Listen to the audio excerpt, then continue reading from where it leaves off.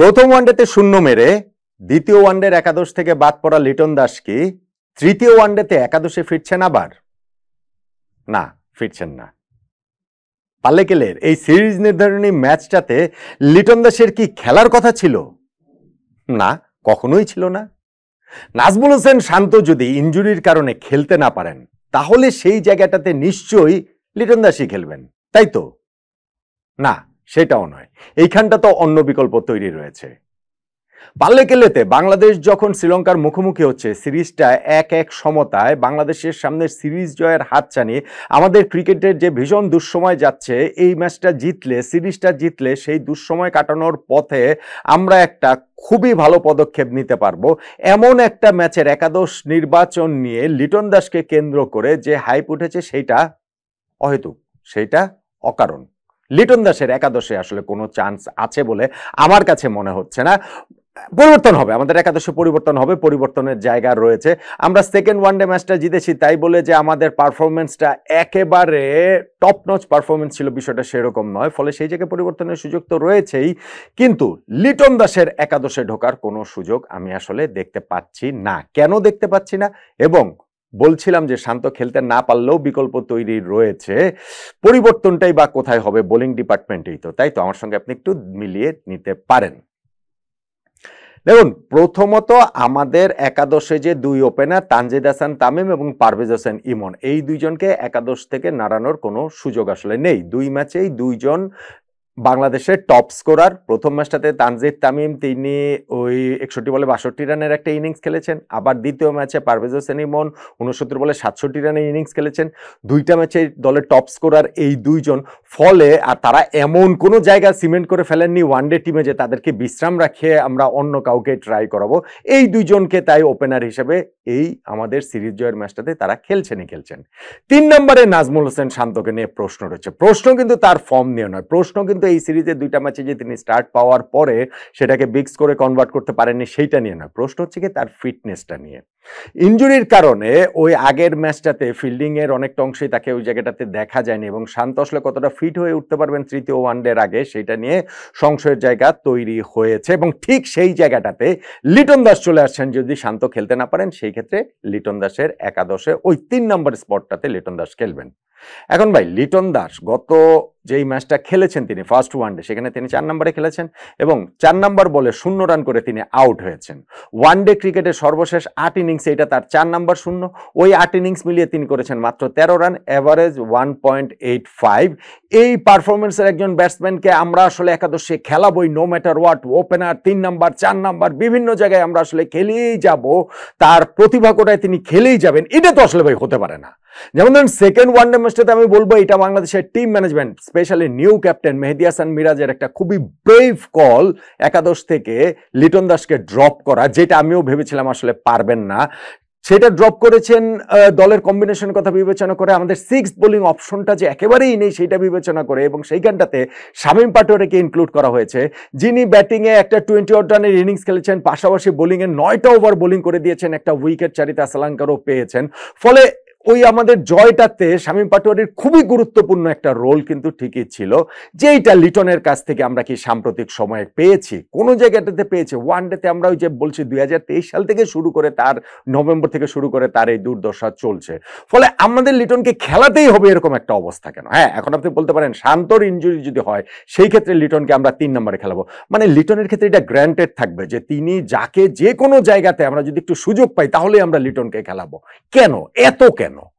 আর 3 নম্বরে আমরা শান্তর কথা বলছি, শান্তর জায়গা হলে সেইখানটাতে লিটন, হ্যাঁ লিটন তো অবশ্যই 3 নম্বরে খেলতে পারেন, এবং 3 নম্বরে খেলে তিনি বাংলাদেশকে ম্যাচ জেতানো ইনিংসও তিনি খেলতে পারেন, খেলেছেন তো অতীতে।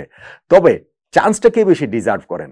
যদি শান্ত খেলতে না পারেন সেটা লিটন দাসের চেয়ে 3 নম্বরে খেলার চান্সটা কি বেশি ডিজার্ভ করেন না নাইম শেখ, যিনি ডোমেস্টিকে প্রচুর রান করেছেন, সেইটা আমাদের 50 ওভার্স ক্রিকেটে, সেটা আমাদের 20 ওভার্স ক্রিকেটে প্রচুর রান করে তিনি ন্যাশনাল টিমে এসেছেন। প্রথম 2টা ম্যাচে তিনি একাদশে সুযোগ পাননি, এবং যারা সুযোগ পেয়েছেন সেই তানজিদ তামিম পারভেজ ইমন সুযোগটা কাজে লাগিয়েছেন। ফলে যদি এইখানটাতে 3 নম্বর ম্যাচে নাজমুল হোসেন শান্ত ইনজুরির কারণে খেলতে না পারেন, ভাই 3 নম্বরে খেলার সবচেয়ে বড় দাবিদার নাইম শেখ। টিম ম্যানেজমেন্টও তাকে খেলাতে চায়, তাকে দেখতে চায়। এখন তানজিদ কিংবা ইমনকে বসিয়ে তো নাইমকে খেলানোর অপশন নাই, সিরিজ নির্ধারণী ম্যাচ, এটা জিতলে বাংলাদেশ ক্রিকেটের জন্য একটা বিরাট বড় পদক্ষেপ হবে। সো এইখানটাতে যদি শান্ত খেলতে না পারেন তাহলে নাইমের চেয়ে কি বলা চলে, নাইম ডিজার্ভ করেন সুযোগটা অনেক বেশি লিটনের চেয়ে, অবশ্যই অবশ্যই। ফলে টিম ম্যানেজমেন্টের এইখানটাতে অন্য কোনো কিছু ভাবার সুযোগ আছে বলে আমার কাছে মনে হয় না। তবে সর্বশেষ যে খবর সেটাতে নাজমুল হোসেন শান্ত তিনি নিজেই সুস্থ হয়ে উঠছেন, ফলে এই ম্যাচটা শান্তই হয়তো বা খেলবেন। যদি কোনো কারণে তিনি খেলতে না পারেন, আমি 3 নম্বরে আসলে এইখানটাতে নাইম শেখকে দেখছি, কোনোভাবেই লিটন দাস নন। এখন 4 নম্বরে তাওহিদ হৃদয়, যিনি গত ম্যাচেও একটা গ্রেটি 50 করেছেন। 5 নম্বরে মেহেদী হাসান মিরাজ, তার কাছ থেকে একটা ব্যাটের রানটা খুব প্রয়োজন। আমি আগের দিনেরও ওই ভিডিওতে বলেছিলাম যে মিরাজ 5 ম্যাচ ধরে ওয়ানডেতে উইকেট পাচ্ছেন না, লাস্ট ম্যাচে উইকেট পেয়েছেন, কিন্তু তার চেয়ে বেশি গুরুত্বপূর্ণ ব্যাটিং অর্ডারে যে তার পজিশনটা বারবার এদিক ওদিক করছে, ক্যাপ্টেন হিসেবে একটা জায়গায় স্থিত হওয়া প্রয়োজন এবং সেই জায়গাটাতে তার রান করা প্রয়োজন। আমার মনে হয় যে ওই জায়গাটাতে 5 নম্বরে মিরাজই খেলবেন।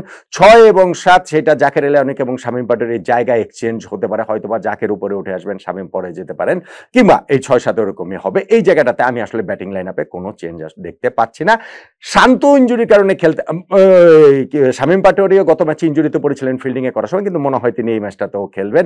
শামীম যদি না খেলেন শুধুমাত্র সেই ক্ষেত্রে কি লিটনের চান্স রয়েছে কিনা, এটা একটা আলোচনা হতে পারে। কিন্তু যদি ওইখানটাতে আপনার কি বলে চলে, শান্ত যদি না খেলেন, সেইখানটাতে আমি মনে করি নাইম শেখটা ডিজার্ভ করেন বেশি।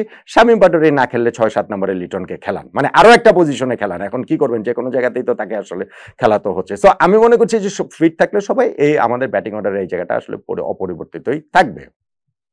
বোলিং লাইন আপে পরিবর্তন, স্পিনার হিসেবে মেহেদী হাসান মিরাজের সঙ্গে তানভীর ইসলাম গত ম্যাচে, এই সিরিজে যার ওয়ানডে ডেবু হয়েছে, গত ম্যাচে যিনি 5 উইকেট পেয়েছেন তিনি তো অবশ্যই খেলবেন। সো রিশাদকে এই জায়গাটাতে খেলানোর কোনো জায়গা আমি দেখি না। আমরা যদি 3 স্পিনার নিয়ে না খেলি, এখন এই তৃতীয় ওয়ানডেটা হবে পাল্লে কেল্লেতে, যেইখানটাতে পেস বোলারদের জন্য সহায়তা আরেকটু বেশি থাকবে কলম্বোর চেয়ে, ফলে এইখানটাতে আমি 3 স্পিনার খেলানোর কোনো সুযোগ দেখতে পাচ্ছি না। মিরাজ তো ক্যাপ্টেন, আর যেহেতু তানভীর গত ম্যাচে 5 উইকেট পেয়েছেন, এই দুজনের কাউকেও একাদশের বাইরে দেখছি না, ফলে রিশাদকেও একাদশে দেখার সুযোগ আমার কাছে আসলে নেই।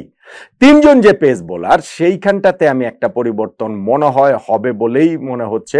তাসকিন আহমেদ একাদশে ফিরছেন, গত ম্যাচে যিনি বিশ্রামে ছিলেন তিনি একাদশে ফিরছেন, এটা নিশ্চিতভাবেই বলা যায়।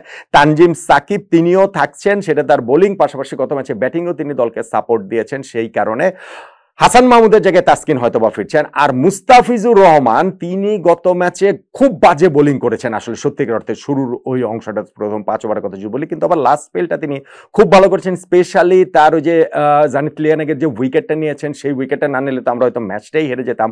এবং ডেথ ওভারে বাংলাদেশের বেস্ট বোলার আপনি যদি এখনো ওইটা বিবেচনা করেন, স্পেশালি যদি আপনি এখানটা থেকে হাসান মাহমুদকেও সরিয়ে নেন, তখন আমাদের ডেথ ওভারে কোনো বোলারই থাকে না। সো মুস্তাফিজুর রহমানকেও আমি আসলে একাদশে দেখছি, নাহিদ রানাকেও আমি একাদশে দেখতে পাচ্ছি না। ফলে গত ম্যাচের যে একাদশটা নিয়ে আমরা শ্রীলঙ্কারকে হারিয়েছি, সেইখান থেকে একটা পরিবর্তনই আমি দেখতে পাচ্ছি, হাসান মাহমুদের জায়গায় একাদশে তাসকিন আহমেদ। এর বাইরে আমি কোনো চেঞ্জ দেখতে পাচ্ছি না। নাজমুল হোসেন শান্ত তিনি যদি ইনজুরির কারণে খেলতে না পারেন, তার খেলার চান্সে বেশি। যদি খেলতে না পারেন, সেই জায়গাটাতে নাইম শেখকে আমি একাদশে দেখছি, লিটন দাসকে না। শামীম পাটোয়ারি যদি ইনজুরির কারণে খেলতে না পারেন, সেই জায়গাটাতে বরং লিটন দাসকে 5-6 নম্বর, 5 নম্বরও না, 6 নম্বর বা 7 নম্বরে খেলানো যেতে পারে। কিন্তু ফাইনালে গিয়ে আগামী ম্যাচে পাল্লে কেলেতে সিরিজ নির্ধারণী যে ম্যাচ, সেই ম্যাচে বাংলাদেশের একাদশে তানজিদ হাসান তামিম, পারভেজ হোসেন ইমন, নাজমুল হোসেন শান্ত কিংবা নাইম শেখ, তাওহিদ হৃদয়, মেহেদী হাসান মিরাজ, জাকের আলী অনেক, শামীম পাটোয়ারি কিংবা লিটন কুমার দাস, তানভীর ইসলাম, তাসকিন আহমেদ, তানজিম হাসান সাকিব, মুস্তাফিজুর রহমান, এই 11 জন নিয়েই হয়তো আমরা খেলবো গত ম্যাচের একাদশ থেকে একটা পরিবর্তন নিয়ে। এটা কি বাংলাদেশের সম্ভব সেরা একাদশ? এবং আপনি কি এটা মনে করেন কিনা শান্ত খেলতে না পারলে একাদশে খেলার জায়গাটা বেশি করে ডিজার্ভ করেন নাইম শেখ, লিটন দাস নন? জানাতে পারেন আপনার মতামতটা।